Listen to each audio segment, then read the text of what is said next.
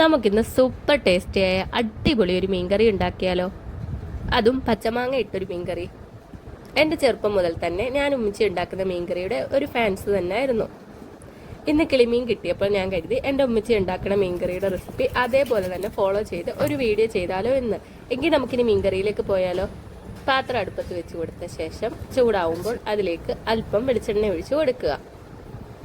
ഇനി ചൂടായ വെളിച്ചെണ്ണയിലേക്ക് 2 സ്പൂൺ മുളകിൻ്റെ പൊടി, 1 സ്പൂൺ മല്ലിൻ്റെ പൊടി, 1/4 സ്പൂൺ മഞ്ഞളിൻ്റെ പൊടി, ഒരു നുള്ള ഉലുവേൻ്റെ പൊടി എന്നിവ ഇട്ട് കൊടുത്ത ശേഷം നന്നായി വഴറ്റി കൊടുക്കുക.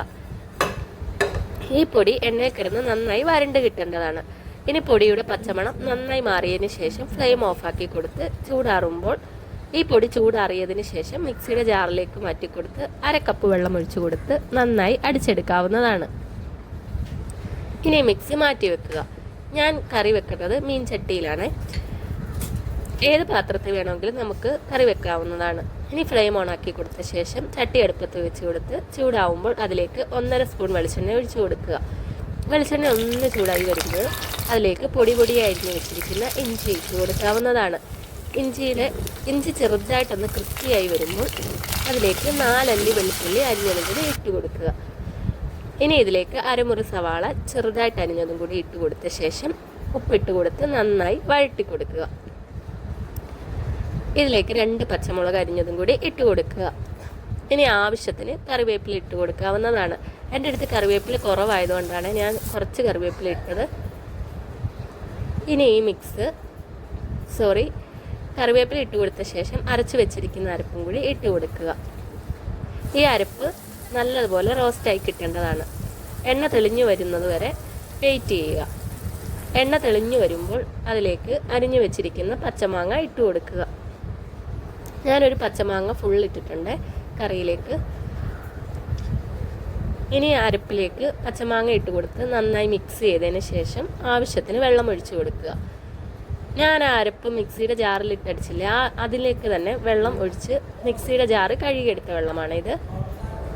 ഇതിലേക്ക് ഒഴിച്ചു കൊടുത്ത ശേഷം നന്നായി തിളയ്ക്കുന്നത് വരെ വെയിറ്റ് ചെയ്യേണ്ടതാണ്. ഈ മിക്സ് നന്നായി തിളച്ചതിന് ശേഷം ഇതിലേക്ക് മീൻ ഇട്ട് കൊടുക്കുക. മീൻ ഇട്ട് കൊടുത്ത ശേഷം മിക്സ് ചെയ്ത് വെക്കുക. ഓക്കെ അല്ലേ?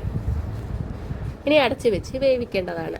ഈ ടൈമിൽ നമുക്ക് ഉപ്പ് ചെക്ക് ചെയ്യാവുന്നതാണ്. എനിക്ക് കുറച്ച് ഉപ്പ് കുറവായിരുന്നേ മീൻകറിക്ക്, അതുകൊണ്ട് ഞാൻ ഈ ടൈമിലാണ് ഉപ്പിട്ട് കൊടുത്തത്.